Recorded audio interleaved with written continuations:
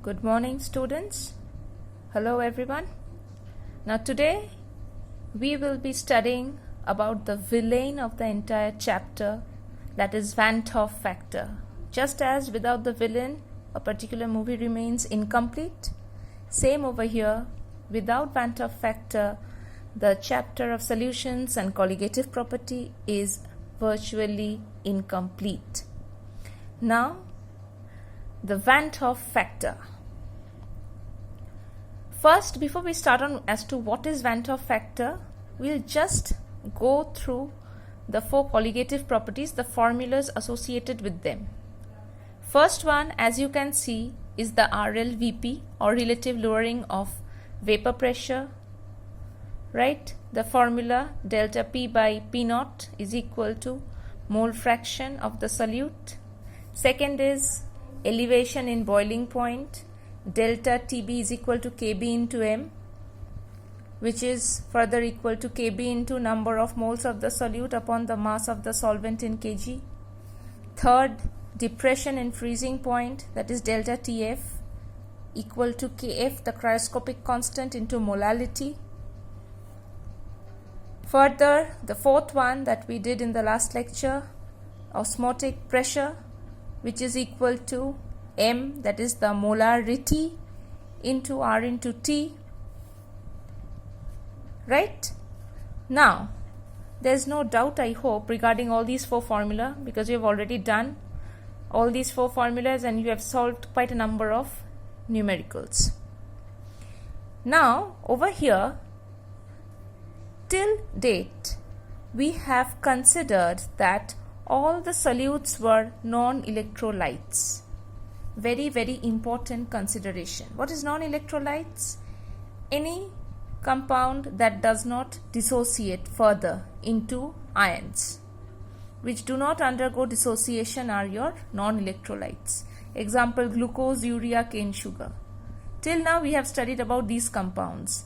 Some more are there. Ethanol is there, ethylene glycol is there, and some other organic compounds, right? So these were all for non-electrolytes. Now the thing that comes to our mind is, then what if the solute becomes an electrolyte? Then what we will be doing? Will we be leaving the question then? No. Then for such electrolytes, what you will be doing is, there will be some modification of these formula, and that modification has been given a name, Van 't Hoff factor. Now see, we will take into consideration the most common electrolyte, that is NaCl, sodium chloride. First, we will consider it to be 100% dissociative. That is, 1 mole of NaCl will completely break down to give 1 mole of sodium ion and 1 mole of Cl minus or chloride ion. Now see, here, although we have taken 1 mole of the solute, but in the solution, the number of particles have just doubled. So here what we see is, because of the process of dissociation, the number of solute particles have increased. And we know that colligative properties are dependent on number of solute particles. So there will be a change in the colligative properties. So our perspective will be that the observed colligative properties, what is an observed colligative property? What is actually happening should not be equal to the calculative colligative property, that is the property which we have calculated. Right? So, for electrolytes, the observed and the calculative colligative properties will never be same. In order to equate the two colligative properties, that is the observed colligative properties and the calculated colligative property, we bring into consideration the Van 't Hoff factor, which is represented with a small I. Now let us take into consideration some other salts which dissociates, like magnesium chloride, aluminium sulfate. There are infinite number of such salts. We won't be studying them individually, but we'll just, for our benefit, we will be studying the few of them. So before we go on to study the rest, we'll just define I, that is the Van 't Hoff factor, which is defined as the total number of moles of solute after dissociation or association upon the total number of moles of solute before dissociation or association. That is, after association means the observed value, whereas before dissociation or association means the calculated or the theoretical value. Right? It's for your benefit, after and before. This is what the actual terminology is. Now suppose to say again we are considering dissociation of NaCl, giving Na plus and Cl minus, 100% dissociation. So how many number of ions are formed from one molecule of NaCl? 2 ions are formed. So total number of moles of solute after dissociation is how many? 1, 2, 2. Upon total number of moles of solute before dissociation is 1. So I value becomes 2. So what we will be seeing is the observed colligative property will be twice that of the theoretical colligative property. Right? Or the calculated colligative property. Similarly, for magnesium chloride, we get one Mg plus 2 ion and 2 Cl minus ion. So over here, because of 100% dissociation, we are getting 3 ions after. So it's 3 by 1. That's 3. Aluminium sulfate, 2 aluminium ion and 3 sulfate ion. So total 3 plus 2, 5. Initially how many? 1. So I value is 5 by 1. You do not need to remember or memorize any formula. The concept should be clear. Right? Till this much, I hope everyone is quite clear. Fine. We next go into the complex salt, that is potassium ferrocyanide, K4FeCN6. It gives 4 K plus ion or potassium ion and 1 ferrocyanide ion, FeCN6 4 minus. Oxidation number of Fe in this is 2. That's why it's called ferrocyanide. So total number of ion is how many? 4 plus 1, 5 upon 1. That's 5. So this is what you are to remember. After dissociation or association upon before dissociation or association. Till now whatever we have studied is for dissociation. What type of dissociation? Complete dissociation, 100% dissociation. Now we will be studying for partial dissociation. So for complete dissociation or for any dissociation, what we see over here is the value of I or Van 't Hoff factor is always greater than 1. That is, this ratio observed by calculated is always greater than 1 for dissociation. Right? Implying that the observed colligative property is always greater than the calculated colligative property. Always. Right? It's an inference that we can generalize from these equations given above. Now we come to for partial dissociation, that is for compounds having alpha value which is less than 1. If alpha is equal to 1, it's 100% dissociation. If alpha is less than 100%, that is partial dissociation. Okay. Now say at the very beginning when time t was 0, we had taken one NaCl molecule. We did not get any Na plus or Cl minus. Partial dissociation means it will always be a reversible one, mind you. Right? 1, 0, 0. At equilibrium, what we find is, since the degree of dissociation is taken as alpha, 1 minus alpha mole of NaCl is remaining, which is undissociated, and Na plus formed is alpha mole and Cl minus also formed is alpha mole. This is the concept of equilibrium, right? So total number of particles at equilibrium is how many? Alpha number of Na plus, alpha number of Cl minus, and definitely 1 minus alpha number of NaCl, because all three are existing in the solution at the same time. So total number of moles will be number of moles of the reactants as well as number of moles of the product. It's the sum of all. Upon how many was taken initially? Before dissociation, how many was there? 1. So upon 1.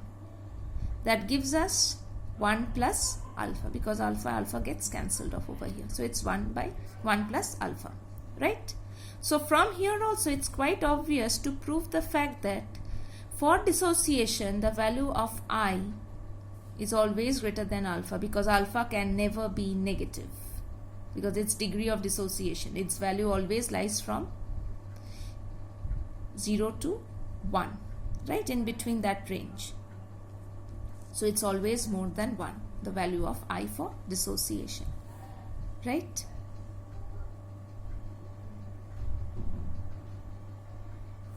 Now children, what I expect you is, when I am teaching this or uploading these videos, you must be having a copy along with yourself, and you should be writing the whatever notes are being furnished to you.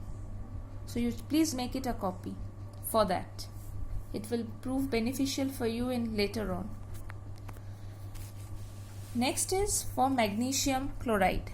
So MgCl2, again reversible, that is partial dissociation, giving the same Mg plus 2 and 2 Cl minus. T is equal to 0, 1 mole, 0, 0.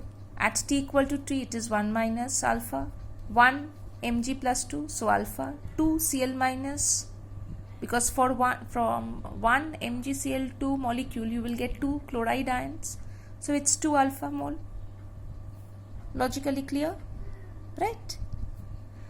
So I is equal to 1 minus alpha plus 2 alpha, that's 1 plus 2 alpha upon 1, because initially it was 1. Now generalization, if we do, this is given in the book, but no need of remembering this formula unless and otherwise it's asked in the exam for doing. Your concept of this I should be clear. Over here, if you have understood till this much, this is simply nothing, just the generalization of all these what we have done till this magnesium chloride. You have taken a particular compound of the form An, which dissociates and gives n number of A atoms, right? That is, you have taken a polymer An, it gives rise to n number of monomers A. So at time t is equal to 0, 1 mole of the reactant, 0 mole of the product. At equilibrium, 1 minus alpha, and this becomes n into alpha, because here since it was 2 we had taken 2 alpha, here it is n, so we will take it as n alpha. So total number of molecules after the dissociation is 1 minus alpha plus n alpha upon before dissociation is 1. So from here, if we just simplify this, we get I minus 1, 1 goes to the left hand side, take alpha common and it becomes n minus 1. So from here the value of alpha can be calculated as I minus 1 by n minus 1. This formula you may need in order to calculate the value of alpha. You will come across such numericals where you are expected to calculate the value of alpha. Now next is for association. Till now what we have done is all dissociation. Now what we will see is, you are given more number of molecules, that will result in less number of molecules. Suppose to say you have given 2 acetic acid molecule. 100% association is there. So what will happen is the acetic acid molecule will undergo association by the formation of hydrogen bond to form a dimer. So over here, before the reaction or before the dissociation, there were more number of molecules, or association there was more number of molecule. After association, the number of molecule have lessened or decreased. In such case, then going back to the definition, total number of molecules after association or dissociation by total number of molecules before dissociation, what we can see is after dissociation this has become 1. Before dissociation it was 2. So the value of I comes to half. Same thing for benzoic acid. 100% association by the formation of hydrogen bond. The value of I again becomes half because it is 1 molecule here and there were 2 molecules on the left hand side. So I value becomes half. Here this is to be, you just keep in mind whenever you are given any organic carboxylic acid, any carboxylic acid, there will always be association, always and always be, there will be association among carboxylic acids, right? So keep that in mind unless and until mentioned anything else, right? So over here what we see is the observed colligative property becomes less than the calculated colligative property, that is the I value becomes less than 1. It's quite obvious. We see over here it's half, it's much less than 1, right? So now degree of association, if I now take it as alpha, till now alpha I took it as degree of dissociation. Now I am taking that same alpha as degree of association, that is extent of association. So 2 acetic acid molecules becoming 1 dimer. At the initial stage it was 1, this is 0. At equilibrium this becomes 1 minus alpha. So this should become alpha by 2, quite obvious, because the concentration is decreasing by half. 2 is becoming 1, so alpha by 2. If this was 3, then alpha by 3. If this was 10, alpha by 10, right? Therefore, I number of moles after is how many? 1 minus alpha plus alpha by 2 upon how much? Initially 1, right? So that is 1 minus alpha by 2. Since it is 1 minus alpha by 2 and alpha is always positive, so it can be said that I is less than 1, right? Till this much clear to everyone, I hope? Fine. We go into the next part. Now suppose to say there were 3x molecules, so which forms a trimer giving x3. Same way, alpha by 3 at equilibrium. So I value is 1 minus alpha plus alpha by 3 upon 1, because initially it was 1. So I is equal to 1 minus 2 alpha by 3. That's alpha minus alpha plus alpha by 3, that becomes 2 alpha by 3. So now generalization, n number of molecules of A now forming a polymer AN. It's just the reverse of the dissociation reaction. Now the polymer is forming from the monomer. Previously what we did was monomer was forming from the polymer. So at initial stage this is 1, this is 0. Equilibrium 1 minus alpha, this is alpha by n. Why? Because n number is forming 1 molecule, so the concentration is decreasing by n times. So alpha by n. I is equal to 1 minus alpha plus alpha by n upon 1, initially 1. So from here we get the value of alpha to be equal to I minus 1 upon 1 by n minus 1, which you can further simplify and write it as something of this type, that is the value of alpha is equal to n into I minus 1 upon 1 minus n, right? This is what you can write, or you can take the minus common and you can write n into 1 minus I divided by n minus 1, whichever way. That's not a big issue. Clear? It's quite simple that way. No mountains to climb. It's just simple hillocks.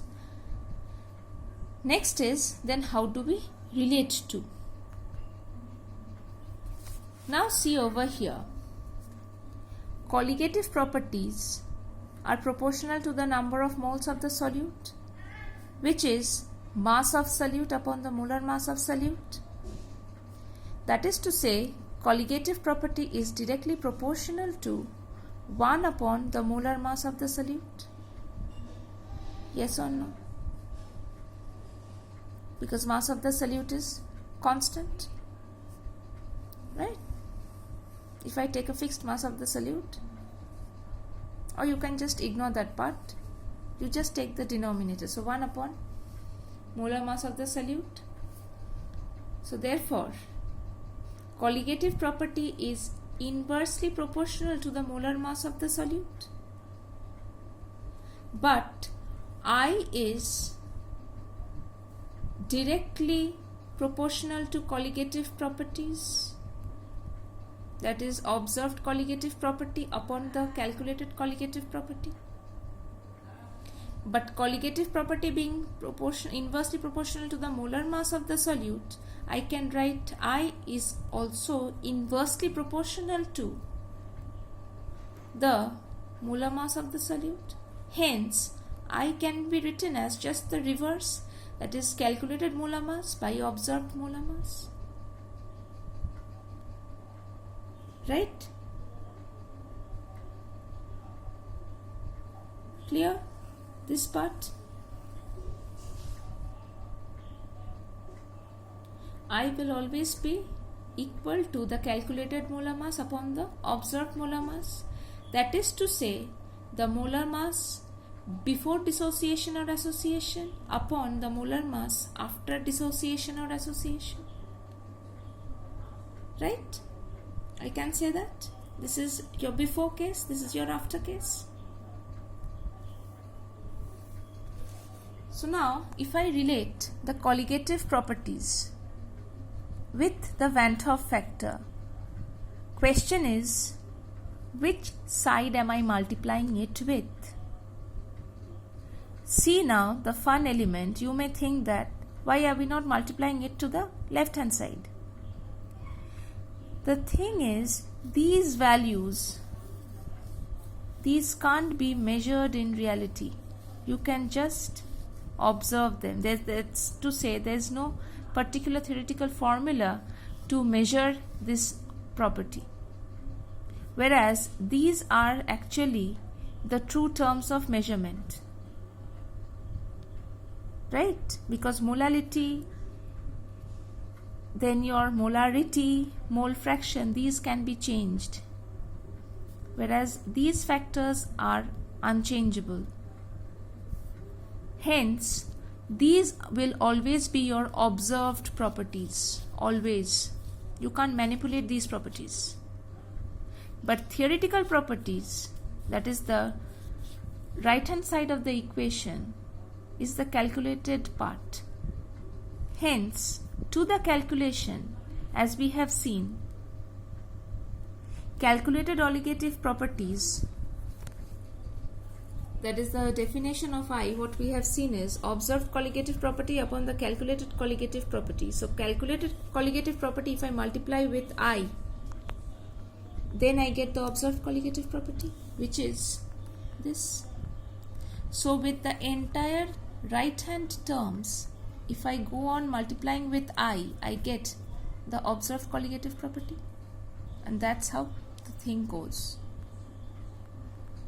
And I is equal to 1 for non-electrolytes. So all these formula, if you take I is equal to 1, you move to square 1, that is for glucose, urea and other non-electrolytes which you have considered till before this lecture. So now based on this concept we move into the numericals that are there. Number 1 is at a given temperature which will have maximum osmotic pressure. Given is same concentration are given of 3 salts, NaCl, MgCl2 and Al2SO4 whole thrice. We know that pi is equal to CRT into I. That means osmotic pressure will be more for that salt which will have a higher I value because temperature is constant, concentration is 1 molar in each case, and R is definitely a constant. So for NaCl I value is 2. For magnesium chloride it's 3 and for aluminium sulfate it's 5. Since I is proportional to pi, so aluminium sulfate will have the maximum value of osmotic pressure.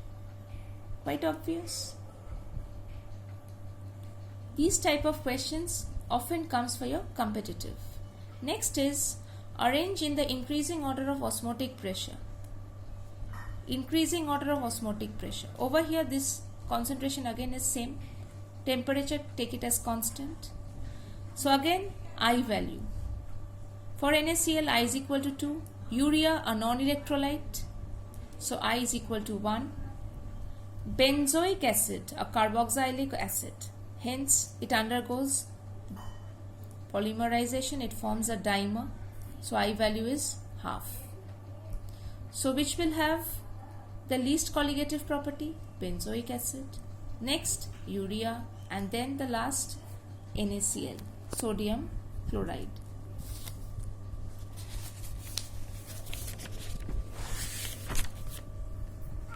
Next, question number 3. A M/10 solution of potassium ferrocyanide is 50% dissociated at 27 degrees Celsius. Calculate osmotic pressure. Osmotic pressure formula we know, pi is equal to C into R into T. Potassium ferrocyanide. So what should be the value of I if it undergoes 50% dissociation? Technically speaking, we had taken in the first case alpha is equal to 1, that is 100% dissociation. So we got the value of I to be equal to 5. But now it's 50% dissociation. So what we write? Initially it was 1, 0, 0, 1 minus alpha at equilibrium. So it's 4 alpha, and this is alpha. So total number of mole is 1 minus alpha plus 4 alpha plus alpha upon 1. So 1 plus 4 alpha, this 2 gets cancelled off. That is 1 plus 4 into 0.5, 50% dissociation. So you get the value as 3. So 1 potassium ferrocyanide will act like 3 molecules of potassium ferrocyanide. Right? So over here, pi is equal to CRT or molarity into R into T into I. Molarity is 0.1 or M/10. R value in liter atmosphere 0.0821. Temperature 27 degrees Celsius, take it in Kelvin, 300. I value 3. Put the values, you get the answer. What is important over here is formulation of the equilibrium step and then substitute the value of alpha. Question number 4. A solute tetramerizes. What does the word tetramerize means? It forms a tetramer. That is 4 molecules become 1. In water up to 80%. That is the alpha value is 80% or 0.8. If 2.5 gram of A in 100 gram water produces a depression and freezing point of 0.3 degrees Celsius, calculate molar mass of A. Given Kf for water 1.86 Kelvin kg per mole. So what you have been provided? You have been provided the mass of the solute, mass of the solvent, depression in freezing point, and the value of alpha. Kf is also given. What you have to calculate? Molar mass, that is M. So now let us write 4A giving A4 tetramerizing. Initially T is equal to 0, 1, 0. T is equal to T, 1 minus alpha, alpha by 4. So therefore, I becomes equal to 1 minus alpha plus alpha by 4 is equal to 1 minus 3 alpha by 4. That's what it comes to. So alpha value, put it as 80%, that is 0.8. Get the value of I is equal to 0.4. Now freezing point formula, delta TF is equal to Kf into M into I. TF value is given 0.3. Now over here I said last day the 0.3 degrees Celsius is equal to 0.3 Kelvin. Why? Because delta TF, for delta TF, the change in freezing or boiling point is same for both the scale, that is Kelvin and Celsius. I am not talking about what is the temperature. I am talking of the delta TF value. That is same because of the number of division for Kelvin and Celsius, both are 100.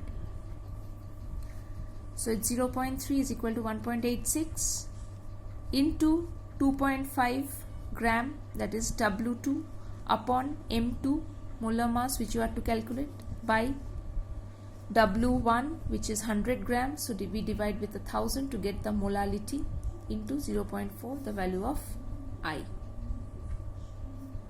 and then put the value and get the value of M2 as 62 gram per mole. So this is what the molar mass of A is, right? Hope you have enjoyed watching the video, and at the same time please keep studying. Have a nice day and thank you.